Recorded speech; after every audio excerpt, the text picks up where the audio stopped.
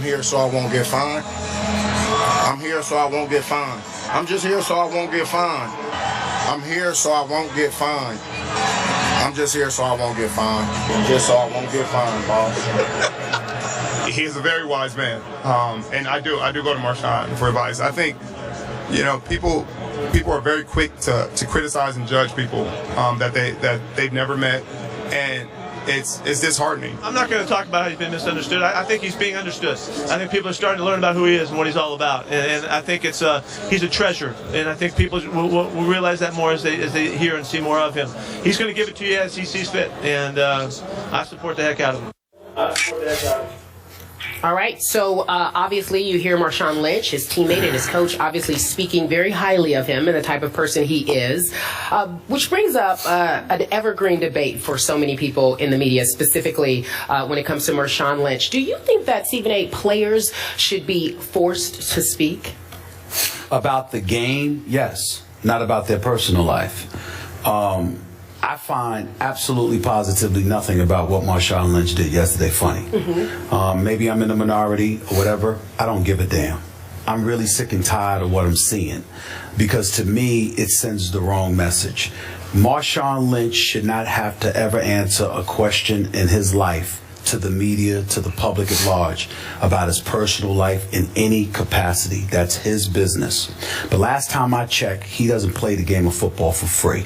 He gets paid to do it. He signs a contract, and part of the things that are included in every player's contract is not only to perform the task at hand that your job entails, but it's also to help market and promote the league so the league can continue to generate money so you can get paid the exorbitant amount of dollars you get paid.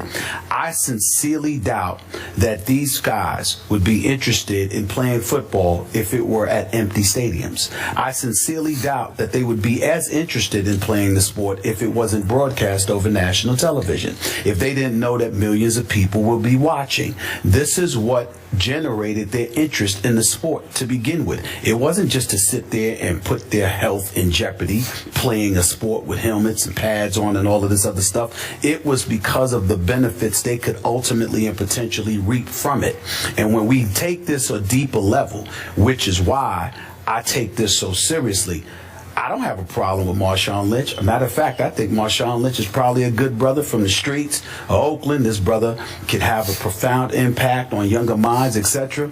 Well, guess what? What kind of message does it send when you get allowed to buck a system that few others, if anybody, get to buck? So if we're going to just shove this aside, how come we haven't shoved aside Josh Gordon smoking some weed?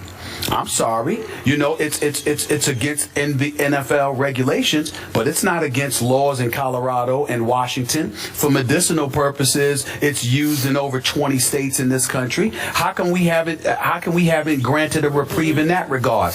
Alcohol, certainly we don't condone or endorse anybody drinking alcohol in excess, and we definitely don't support anybody getting behind the wheel of a car. But at the same time, the NFL does business with beer distributors. So how come we haven't just shoved that aside? I understand. I'm not talking about somebody getting behind the wheel of a car, because it's a far more egregious and serious act. I'm simply pointing out, if we're going to be lax with rules and regulations, what type of message does that send? Richard Sherman, even our own analysts, the Chris Carters of the world, the Trent Dilfers of the world, I was incredibly disappointed in listening to them yesterday. They're former athletes who do not a good, but an outstanding job for this network, and they're a treasure and a tribute to this profession. I understand that everybody can't be them. They can't articulate themselves and express themselves the way that those guys do. But at the same time, just because you don't have an ability to communicate the way that they do, doesn't mean you don't have the ability to communicate at all. And Marshawn Lynch sitting there and repeating 29 times, "I'm just here so I won't get fined," shows you that he's lucid, that he's intelligent, that he can comprehend, that he knows exactly what he's doing. He just refuses to abide by rules and regulations. So everybody out there that supports that, understand you're opening a Pandora's box, because when you condone folks flagrantly disregarding rules and regulations, you are sending the wrong message, not just to the present generation, but to a future generation. And I love me some Richard Sherman and Cam Chancellor. I respect the hell out of Pete Carroll. You know how much I love my brother Chris Carter. Trent Dilfer to me should be either on Monday Night Football or Sunday NFL Countdown. This brother's big time. I love him. I will debate them and any human being on this planet Earth to try and justify what they justify with Marshawn Lynch. You name the time and place and I'll show up. It's ridiculous.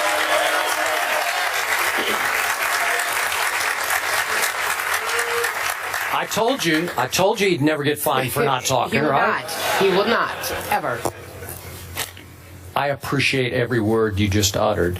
I am with every word you just uttered, though I think there are some here who would disagree with us, that they don't think any player has the responsibility to talk to us.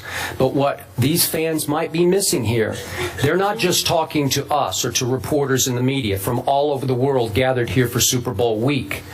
They're talking to you, the fans, through the conduit that is the media.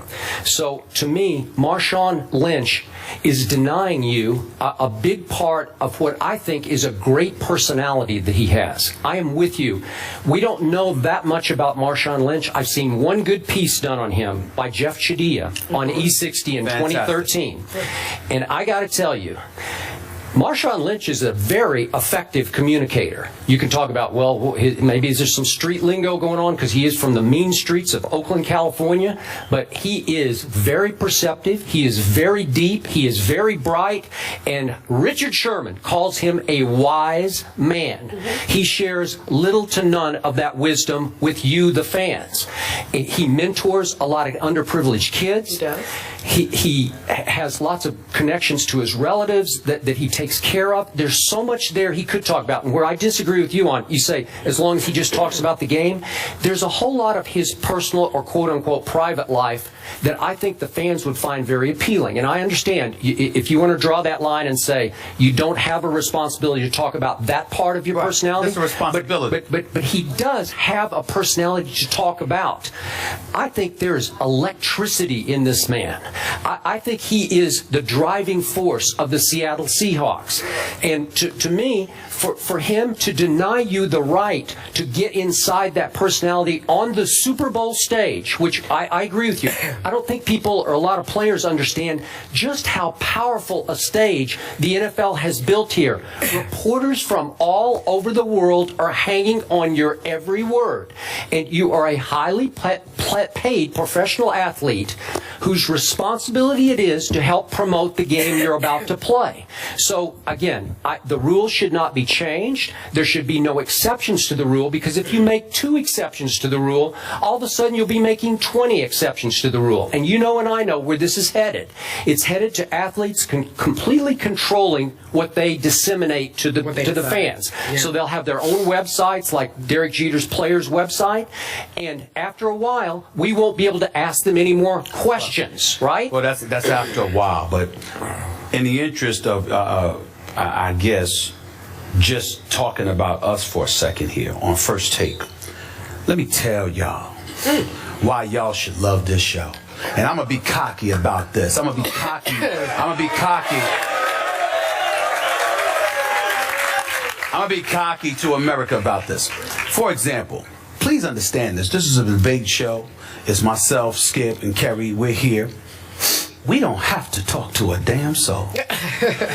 We can wake up in the morning, look at the news, and decide what direction we want to go in. But we make sure we make this platform available to folks because we're not running from anybody, we're not hiding from anybody, and more importantly, we have the license to speak our mind. I tell players this all the time. When I'm pursuing an interview, I'm not obligated to do that. Yep. I'm doing it because I want you to know I want you to know I'm willing to talk to you and get your perspective and allow it to sort of dictate to some degree anyway what I may feel and what I may express. If you want to pass that up because you think Twitter or Facebook's going to help you deal with me, good luck with that. So my point to you is when you send that message, you have to understand what's transpiring in the world that we're living in. You've got these professional athletes and and these cats who believe that somehow, some way, 140 words or 140 characters, I'm sorry, along with a Facebook post is going to get them to circumvent us, which in essence is giving them the license to say they can circumvent you and they can dictate what you feel and what you believe and all of this other stuff without revealing anything about themselves. Marshawn Lynch is taking it to another level, and he's taking it to another level because he doesn't even want to answer a question about the Patriots defense. How you gonna play against it? Yeah. Like it's an affront to him. It is. And if you're going to act like that, and you're going to have people, not only in terms of your contemporaries and your teammates, but in the media who support that, then I'm sorry, you know what? It's just going to get considerably worse, and we're going to constantly hear about folks crying about how the media is unfair because their objective is to give as little as possible, to disguise as much as possible, and then have plausible deniability to anything that you say to try to discredit us. And I'm saying that's not going to happen. And that's what people have to realize, because we are an extension of the people, not the athletes. You perform. Correct. We report. Okay. Period. So that's fine. Thank you. So just to be fair about this, I am fair. just to be objective about this, Marshawn Lynch has repeatedly said he wants to let his actions speak for him. He wants to let his play do his talking. Right. I am trying to like this man, but I do not like the fact that he refuses to conform to NFL rules in mostly any way, shape, or form. I'm going to bring it up. I don't like the crotch grab. I think it's an affront to NFL rules and the way the game is played, and just having some respect for the way the game is played. I do not like the fact that he came out the other day trying to wear gold shoes, which completely violates the uniform code, and he was told in the tunnel, if you step on the field with those, you're off. You're done. You're out of this game. And I appreciate that, because you cannot let every player decide how he is going to dress for said game. Look, Pete Carroll runs a pretty loose ship. He always encourages that. Individuals to be individuals, and I respect the heck out of that. But Pete Carroll is a little at fault here, because at some point as the head coach, he has to sit down, arguably his best player, and say, Marshawn, there are certain things you have to conform to, because we all benefit from this enormous great stage that is the Super Bowl. Well, see, that's couching it, and you're right about it in every word you say, but that's soft pedaling it, because Richard Sherman can sit up there at the podium and complain all he wants, but Richard Sherman obeys rules and regulations. He does. He might complain, but he obeys it. So he's smart enough to recognize that in our society, as we talk to a younger generation of people out here, everybody must conform to something. Listen, life is beautiful. We celebrated the fact that, I got a new contract. We know that there's only one Skip Bayless. There's only one Stephen A. Love us, hate us, or whatever. There's only one of us, okay? But here's the deal. Hold on. But please understand, no matter what lines it appears that I may cross, you follow the there's a limit. Yeah. Because guess what? Yeah. I work for ESPN and Walt Disney. I don't work for myself. They cut the check. So let John Wildtack, let Dave Roberts, let John Skipper, let somebody roll up on me and sit there and say to me, Stephen A., you can't do this. Guess what? I ain't going to do it. I'm not going to do it. I may not like it. I may not like it. But I'm going to do it, because when we look at our society today and the problems that we have, you got folks out there in influential positions like some of these professional athletes teaching folks to buck the system. And you are setting the stage for a younger generation of people to fail, because they are not going to win. Yeah, they are not going to win. And that's the bottom line. And Marshawn Lynch, to me, great guy, highly intelligent, but in this particular instance with the NFL, incredibly selfish. Incredibly selfish. Edwards I'm just said disappointed. yesterday, as a coach and as a player, he understands both sides of it. He said, but if he was coaching him, he'd tell him he'd have to. He'd have to. I don't understand both sides of it. I don't understand how you. Say he gets it because he was a player and he was a coach. And they're all wrong. But he wants him to actually term, not necessarily wrong or right, saying he understands why he's not speaking, but he should follow the rules. He's wrong. Let's move on to Floyd Mayweather and Manny Pacquiao. You know how often